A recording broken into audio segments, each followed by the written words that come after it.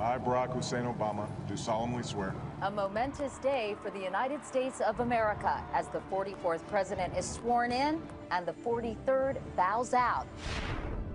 A new beginning. Starting today, we must pick ourselves up, dust ourselves off, and begin again the work of remaking America. And a celebration of American freedom and democracy. We're a part of history. Tonight, the inauguration of Barack Obama.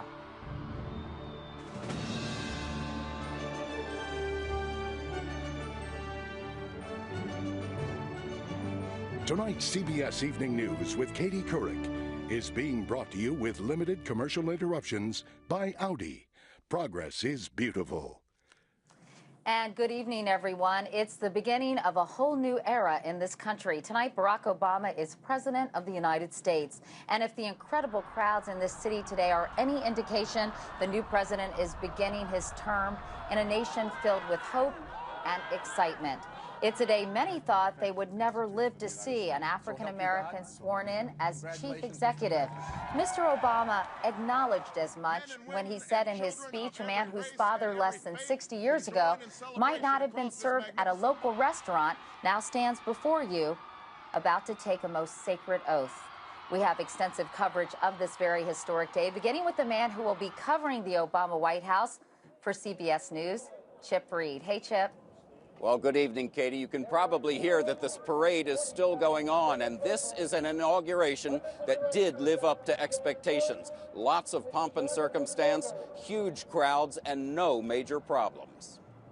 At first light, hundreds of thousands of people were already streaming onto the National Mall, while just a few blocks away, Barack Obama departed Blair House, the Obama family's temporary home for the short trip to St. John's Episcopal Church. The next stop in a series of long-standing Inauguration Day traditions, the White House, where Mr. Obama and wife Michelle joined President Bush and the First Lady for coffee. Down on the Mall, the flood of humanity continued. Despite weather so cold, the reflecting pool was frozen solid. Vast stretches of the mall between the Capitol and the Lincoln Memorial, 3 miles away, were so packed the police closed the security gates. The crowd eventually reached about 2 million, 5 times the number that turned out 4 years ago for the second inauguration of George W. Bush. At the Capitol, an eclectic mix of music filled the air, from Yo-Yo Ma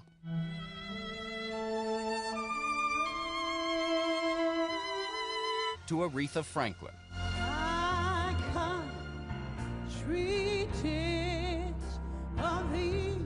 The crowd teemed with celebrities, but the loudest cheer was for Malia and Sasha Obama.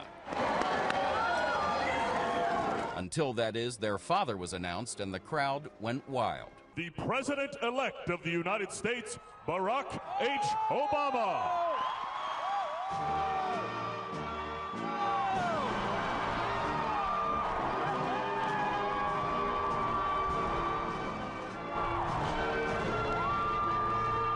In a ceremony that otherwise ran smoothly, Chief Justice John Roberts misstated the presidential oath. That I will execute the office of President to the United States faithfully. President-elect Obama gave him a chance to correct it. That I will execute faithfully the office of President of the United States. The office of President of the United States faithfully. And seconds later, President Barack Obama delivered his inaugural address, a serious and sober speech with a large dose of hope and inspiration. Starting today, we must pick ourselves up, dust ourselves off, and begin again the work of remaking America. For as much as government can do and must do, it is ultimately the faith and determination of the American people upon which this nation relies. After the swearing in, the new president walked the former president to a waiting helicopter where Mr. Bush departed for his new home in Texas. A short time later, during the congressional luncheon, the day appeared to take a bad turn as Senator Ted Kennedy, who's undergoing treatment for a brain tumor, suffered a seizure. Right now, a part of me is with him. And I think that's true for all of us. But reports from the hospital say Kennedy is doing well. The ceremony closed with a rousing inaugural parade. The Obamas leaving their limousine and walking much of the way to the White House. After just 17 minutes inside, they made their way to the reviewing stand to watch the parade, where the new First Lady was overheard expressing her delight at finally being home. President Obama is planning to hit the ground running tomorrow, meeting with both his top economic advisors and his top military advisors. He's expected to give the military advisors their marching orders on drawing down troops in Iraq. Katie? Chip Reed at the White House tonight. Chip, thank you very much. As Chip just reported, Senator Kennedy gave everyone at the luncheon for the new president quite a scare, and there's a lot of concern about his health tonight. Kimberly Dozier has an update for us now. And Kimberly, how is Senator Kennedy doing? Well, he's doing fine now, Katie. Hospital officials tell us he did experience a seizure at that luncheon this afternoon, but after testing, they've determined it was probably brought on by exhaustion. So they're keeping him in overnight and releasing him in the morning. Right now, he's resting comfortably with his wife, Vicki, and his son at his side. He also received a phone call this afternoon from President Obama, and he received a visitor, Senator John Kerry. He is in good shape. I can't tell you how much he was laughing and joking a moment ago. He's an Irishman. He's got all his Irish dander up, and he's anxious to get back to work. Senator Kennedy was diagnosed with brain cancer last year. After surgery and months of treatment, he was able to return to work late last fall. Katie? Kimberly Dozier, good news indeed. Thank you so much, Kimberly. The streets and sidewalks, meanwhile, of this city were gridlocked today with people from all over the country who wanted to be here, felt they had to be here to witness history. And as someone who was caught in that gridlock early this morning, I can tell you the people were nonetheless exuding joy. In a country mired in recession and fighting two wars, this was a day for celebration. Our chief national correspondent Byron Pitts was out among the people today. Hey, Byron, good evening. Hey, Katie. Tonight, the nation's capital is fairly quiet. But for many of the people who were here today, it was more like the nation's pulpit, and the chapel stretched on for miles. Today, not even sub-freezing temperatures could cool the heat of history in the making. Start a love train, a love train. Even as the thermostat read 19 degrees, people cheered. From the length of the National Memorial to the west front of the Capitol, they cheered. I'm not cold at all. I'm warm-hearted and feeling good. It was especially easy to feel good Obama!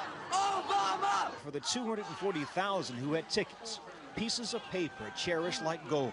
A woman from Durham, North Carolina. I see tears. Yeah, I've been crying ever since the convention.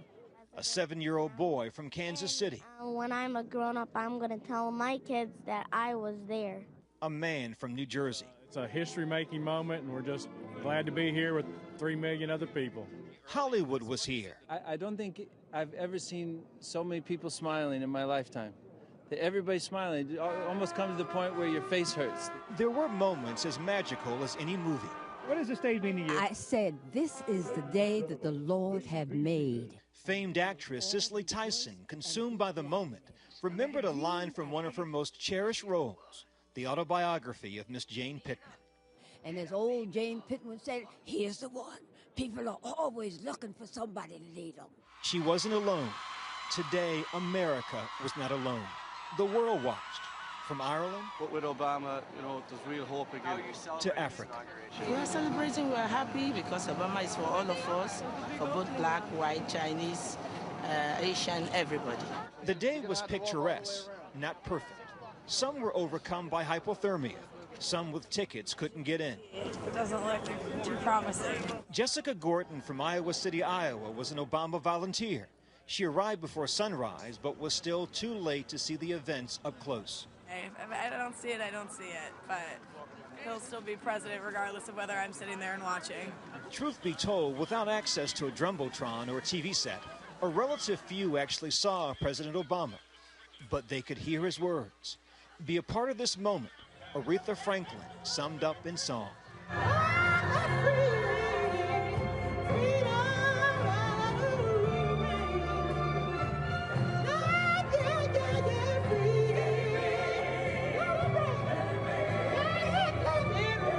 I just feel at peace, and I'm very proud to be an American. Proud to be an American. Katie, we heard that phrase over and over today. And Byron, I just love that interview you did with Cicely Tyson so much. That was so amazing. And meanwhile, is that what the phrase you heard over and over again that resonated with you? I'm proud to be an American? Okay, absolutely. And the one word I heard most often today was spiritual, and not just from church-going people. The sense was this was more than just changing a president. It was about changing the country in some fundamental ways. All right, Byron Pitts. Byron, thanks for your work all day long. We appreciate it so much. Meanwhile, the new president's first address to the nation lasted just over 18 minutes. It covered everything from the economy to terrorism and included an olive branch to the Muslim world. President Obama said, quote, "We seek a new way forward based on mutual interest and mutual respect," end quote. Our senior political correspondent, Jeff Greenfield, has more now on this inaugural address. That we are in the midst of crisis is now well understood. There was a touch of FDR's famous inaugural, the blunt recitation of our woes. Our economy is badly weakened, a consequence of greed and irresponsibility on the part of some, but also our collective failure to make hard choices. Homes have been lost, jobs shed, businesses shuttered. And as with Roosevelt, there was an optimistic promise. Today, I say to you that the challenges we face are real. They are serious and they are many. They will not be met easily or in a short span of time. But know this, America, they will be met. There was an echo of John Kennedy speaking to the world beyond our borders. To all the other peoples and governments who are watching today, know that America is a friend of each nation and every man, woman, and child who seeks a future of peace and dignity, and we are ready to lead once more. And there were warnings as well to terrorists. We say to you now that our spirit is stronger and cannot be broken. You cannot outlast us, and we will defeat you. But at root, this was Barack Obama's speech. Short sentences, simple words, the tone far more conversational than oratorical.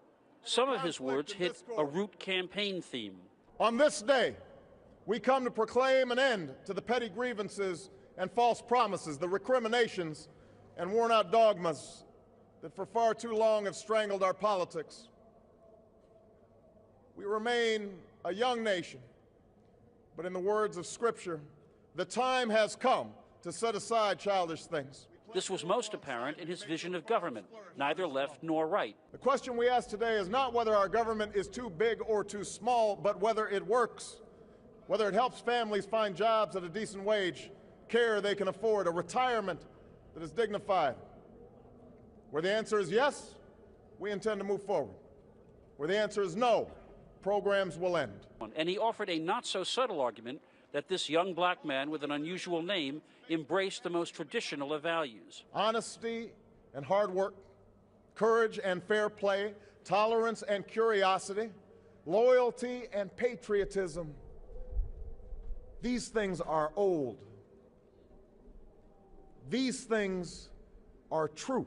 He framed the dominant historical fact of today in these personal terms. This is the meaning of our liberty and our creed, why men and women and children of every race and every faith can join in celebration across this magnificent mall, and why a man whose father less than 60 years ago might not have been served at a local restaurant can now stand before you to take a most sacred oath.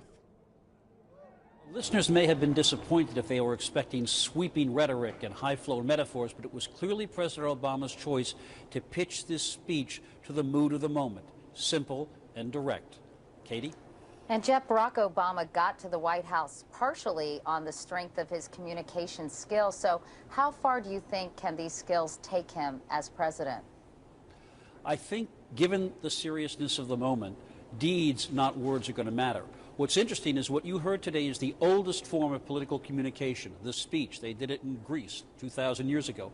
Obama has a different kind of communication skill in terms of the new technology with which he built a campaign. And what we're going to find out is whether or not those kinds of communications, YouTube, Facebook, MySpace, all of those technologies are going to serve him politically in the days ahead, Katie. All right, Jeff Greenfield. Jeff, thank you so much. Bob Schieffer is our chief Washington correspondent and anchor of Face the Nation. He's covered every inauguration since Lyndon Johnson's back in 1965 and thought he'd seen it all rather until today, and was at my side all day long. Bob, you know, we were talking about Barack Obama reaching out to Republicans and the spirit of bipartisanship he's already tried to establish even before he was sworn into office, having a dinner for John McCain last night, and Colin Powell reaching out to conservative columnists, keeping Gates at the Department of Defense. He's really made a lot of moves along those lines. Do you think it can last? You know, excuse me for being Pollyanna, but I think it actually can. I've been very impressed with the way Barack Obama has come to Washington. George Bush, very sincere, had been a very moderate governor of Texas. But when he came to Washington, he made sure everybody knew he was not from Washington. And he said, I'll be going back to Texas one day. And he never really became, in my view, a part of Washington. And I think that was kind of a mistake on his part.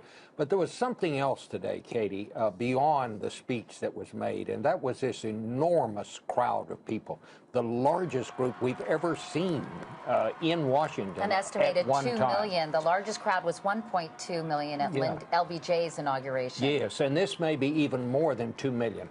I think Washington will take note of that crowd.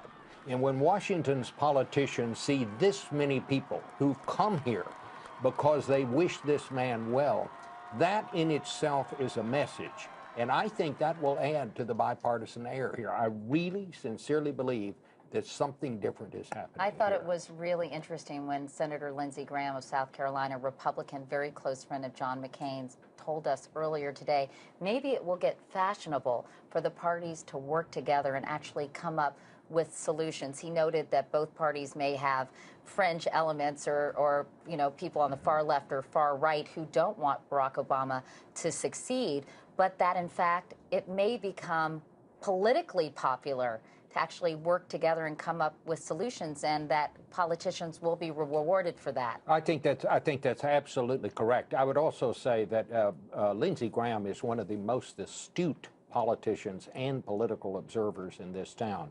If Lindsey Graham says that, we all want to take it seriously and think about it. But this was such a wonderful day, Katie. 12 of them I've seen. I never saw one like this. All right. Bob Schieffer. Bob, thank you so much. And still to come right here on the CBS Evening News, the Obamas love a parade, so much so they got out and walked twice.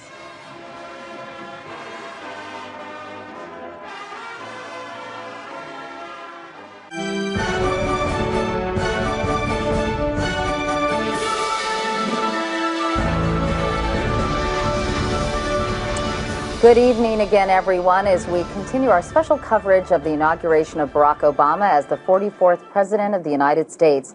At just 47 years old, he is the 5th youngest president to be sworn in and, of course, the first African-American. In his inaugural address, the new president talked of hope to a nation so much in need of it in this economic downturn. The time has come to reaffirm our enduring spirit, to choose our better history. And all those people who came to see President Obama made history themselves. Officials estimate they numbered as many as 2 million, the biggest crowd ever to witness an inauguration. And just look at that shot. Let's go back now to our new chief White House correspondent, Chip Reid. Chip. Well, Katie, even with those absolutely enormous crowds, it is amazing to some that there were no major problems today. No arrests, according to the law enforcement organizations we've talked to. Just even though some people couldn't get in because the crowds were so big, most of them said they were glad they came anyway. That allowed everybody to focus on the ceremony and the historic nature of this entire day and on all the pomp and circumstance. Now, there were a couple of minor negatives. For example, it is and was bitterly cold. The reflecting pool even froze solid. People were out there walking on it. And also, the Chief Justice kind of flubbed the oath of office as he was reciting it with Barack Obama. But Barack Obama stopped stopped, President Obama stopped, and the Chief Justice went back and got it right, and so the oath of office was accomplished. And then Mr. Obama had what many said was a very stirring speech. Today, I say to you that the challenges we face are real. They are serious and they are many. They will not be met easily or in a short span of time. But know this, America, they will be met. Starting today, we must pick ourselves up, dust ourselves off, and begin again the work of remaking America. For as much as government can do and must do, it is ultimately the faith and determination of the American people upon which this nation relies. Now, after the swearing in, there was a brief scare. Senator Ted Kennedy, who of course has been undergoing treatment for a brain tumor, had a seizure during the congressional luncheon. President Obama was there along with most of the House and Senate. It turns out he is fine. He's in the hospital. They say he is alert. He is laughing and joking, but certainly that was frightening for a moment. Now, this evening, there are all the balls and other parties all around town, and I suspect all across the country. So all in all, an excellent day for President Obama and everybody who came here to Washington to enjoy it. Katie? All right, Chip Reed. Chip, thank you very much. Meanwhile, Douglas Brinkley's specialty is history, and there was a lot of it being made in Washington today. Doug, first of all, let me start with asking you about the inaugural address. You know, he's known for his stirring oratory. Did it measure up, do you think, to some of his past campaign speeches, or was it slightly different in tone? It was different in tone. It wasn't "yes, we can," but he was echoing in a lot of ways the 1960s, the "we shall overcome." Barack Obama was saying the time has come. It is now. It was a call for people to pick up, brooms and mops and, start cleaning the floors of America and building things. So I think it was very strong. But also very serious in tone, less sort of rhythmic than some of his past speeches were. And no real catchphrase, was there, that you think people might be repeating as they have in past inaugural addresses like FDR's, "We have nothing to fear but fear itself," or John F. Kennedy's, for that matter? I don't think so. It reads very well, and what's interesting is Barack Obama apparently wrote most of it at the Hay Adams, and so it's going to be read a lot in history, but it wasn't a soaring moment of oratory. It was more the aura of the day and those bird's eye view of the crowds. Really, it was the people that made the difference today, all of them just flocking here to Washington, D.C. What was the most memorable moment for you? Was it looking out on the mall and seeing those 2 million people standing shoulder to shoulder? It was the 2 million people, and then when Barack Obama started walking down Pennsylvania Avenue and he had that big smile that we've all learned to like, that was a glowing moment for me. Well, Doug Brinkley, thanks so much for spending the day with us. Thank we appreciate it. 8 years ago, Midland, Texas gave George W. Bush a send-off as he went to the White House. Today, residents there welcomed him home. Mr. Bush and his family flew on a presidential jet, but it wasn't designated as Air Force One. That's only for sitting presidents. Also on board, his former communications director and now CBS News political analyst, Dan Bartlett. And Dan, can you describe this trip back to Midland? Hey, nice to see you. Was it bittersweet for the president? It was a lot more sweet than bitter, Katie. It was kind of like a family reunion at 30,000 feet. The president was in great spirits. He walked around to every single person who was on the plane and spent individual time with each of them. And then later in the flight, there was a video that brought us back all the memories of all the great challenges and great moments we had in the last 8 years. His father and mother were there. There was a lot of emotion, but it was very joyous, as he's been saying the last few days. So it was a lot of fun. We had a good time. Did he talk much about the election of Barack Obama? Because he was there, obviously, to witness his taking the oath of office. He talked about having a front row seat to history and talked about how great it was, the pride of our country, for us to elect the first African-American and for him to be there for that inauguration. He really has a lot of respect for the institution, and he really enjoyed the whole moment. He enjoyed the drive up the Pennsylvania Avenue with the president-elect, now President Obama. They've shared a lot of laughs. They're very comfortable with each other. It's been a great day for him, and he's really had time to really think about it, reflect on the plane. And everybody, I think, obviously there's a big burden lifted off his shoulders, and the burden has now been placed on the new president's shoulders, but he really had a good time. And how will the former president spend his post-presidency? Did he talk about that, Dan? Well, he was laughing, saying, y'all, we were going to put me to work, and that, I'm just an old guy they kicked to the curb. So there's a lot of joking about it. He's going to focus, obviously, on writing his own book. There's a lot of history that was made during his presidency. He's going to have his own say about that. So focused a lot on his book right now and getting those thoughts down on paper. But today was a day of celebration. I thought it was funny when you said earlier you needed to get an unlisted phone number because he was going to have a lot of free time on his hands.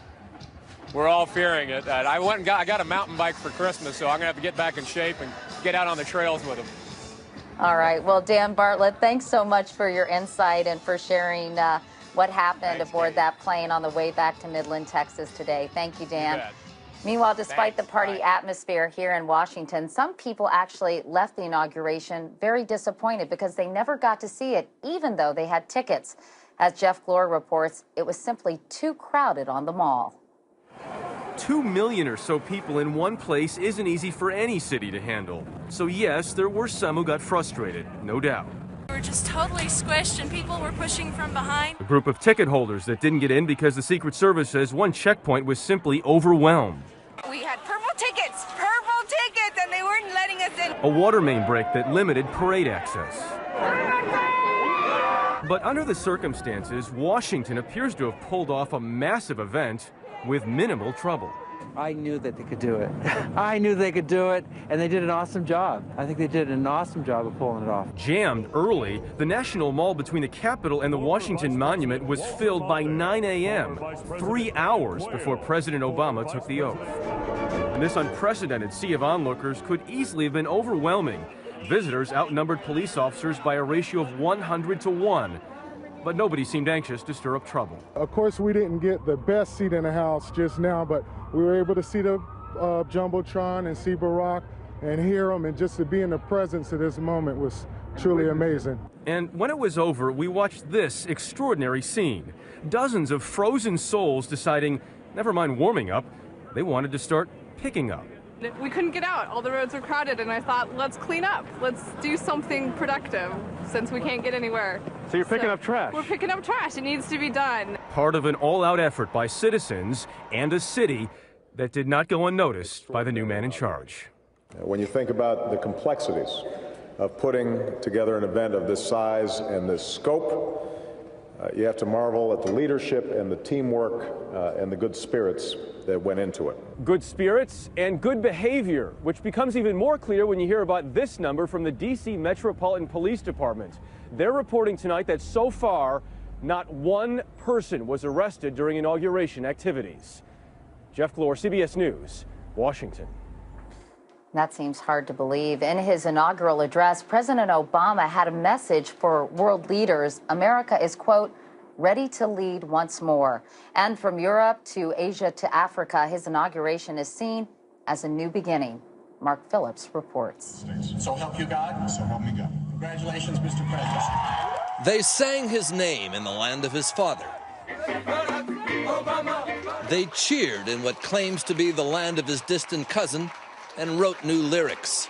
There's no one as Irish as Barack Obama. They rang the ceremonial bell in the town in Japan that bears his name. Never have so many felt so close from so far. All of a sudden, we have this smart guy running the United States. The world seemed to stop to watch the man many see as their new leader, too. Barack Obama really does seem to be the first American president who is also in many ways quite genuinely the world's president. Who will inherit the world's problems, but who perhaps more than any before him is being carried along on a river of goodwill. He seems to have an understanding of the way that all parts of the new world work, including in Africa, including in Asia. They listened most carefully when he spoke to them. To all the other peoples and governments who are watching today, from the grandest capitals to the small village where my father was born. A village where they may have cheered loudest of all. Not everyone cheered. In Gaza and the West Bank, they've seen American presidents come and go, and nothing changed. It's so easy to write a speech, but it doesn't mean that he means what he's saying. And he's just a president, and he's not going to do anything new in Palestine. But elsewhere, he's already done something new. For me, it's a miracle. Martin Luther King said, that we shall overcome. We did today. At least for a day, he's done for the world what he's done for America, given it hope. Mark Phillips, CBS News, London. And when we come back, they witnessed history thanks to a man who decided the inauguration's for everyone.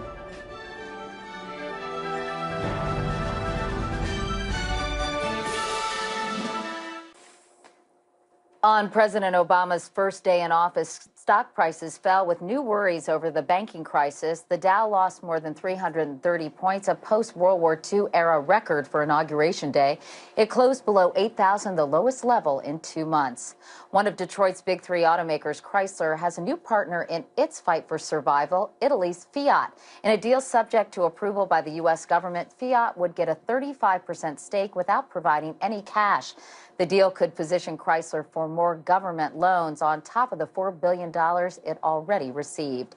In other news, just before President Obama was sworn in, a military judge adjourned the Guantanamo Bay War Crimes Court at least until tomorrow.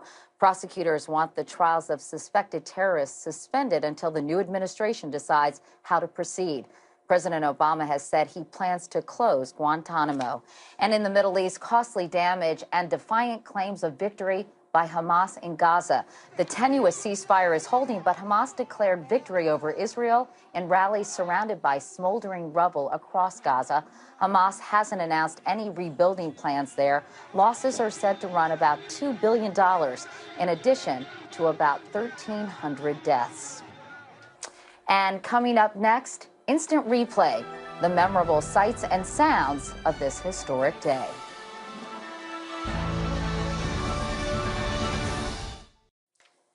The party's far from over here in Washington. Tonight, Barack and Michelle Obama will be very busy as they stop by each of the 10 official inaugural balls. Earlier, they joined marchers from all 50 states in the inaugural parade along Pennsylvania Avenue. Nancy Cordes was there, and Nancy, it was quite a scene. It really was, Katie. 90 groups were selected from all over the country to march in this inaugural parade. Several of those groups had personal significance to the Obamas, and it was clear that the first couple was enjoying themselves immensely as they watched from the reviewing stand. The president even grinned and flashed a shaka sign at one point, a Hawaiian hand signal that means, hey, how's it going? As the marching band of his alma mater, Punahou High School, walked by at the very start of the parade. We also saw the first couple dancing from time to time as they watched some of the bands go by. Now they're back at the White House getting ready for all those inaugural balls, Katie. And some of those little kids are so cute. All right, Nancy Cordes. Nancy, thanks a lot. And finally tonight, there were so many moving sights and sounds on this very historic day. And before we leave you, here's a look back.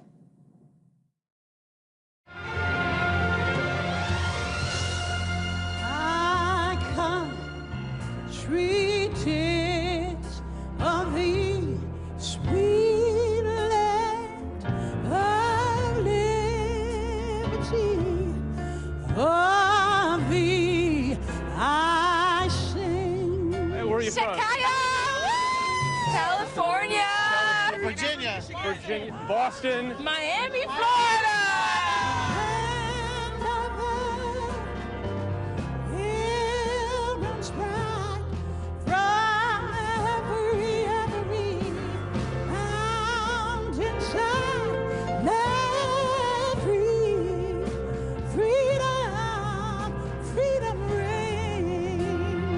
This is the day that the Lord had made, and we are going to rejoice and be glad in it. Ladies and gentlemen, welcome to the inauguration of the 44th President of the United States of America.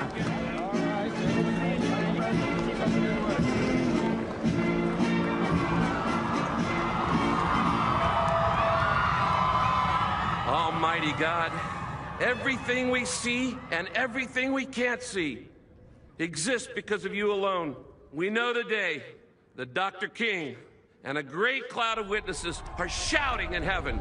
Oh, say can you see? I solemnly swear. I, Joseph Robinette Biden Jr., do solemnly swear that I will support and defend the Constitution of the United States. That I will support and defend the Constitution of the United States. Are you prepared to take the oath, Senator? I am. I, Barack Hussein Obama. I, Barack Hussein Obama, do solemnly swear That I will faithfully execute the office of President of the United States. The office of President of the United States faithfully. And will, to the best of my ability. And will, to the best of my ability. Preserve, protect, and defend the Constitution of the United States. Preserve, protect, and defend the Constitution of the United States. So help you God. So help me God. Congratulations, Mr. President. All the best wishes.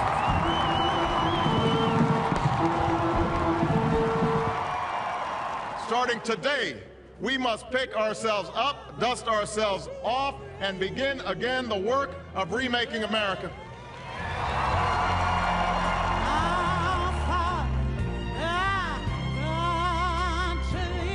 And so, to all the other peoples and governments who are watching today, from the grandest capitals to the small village where my father was born, know that America is a friend of each nation and every man, woman, and child who seeks a future of peace and dignity, and we are ready to lead once more.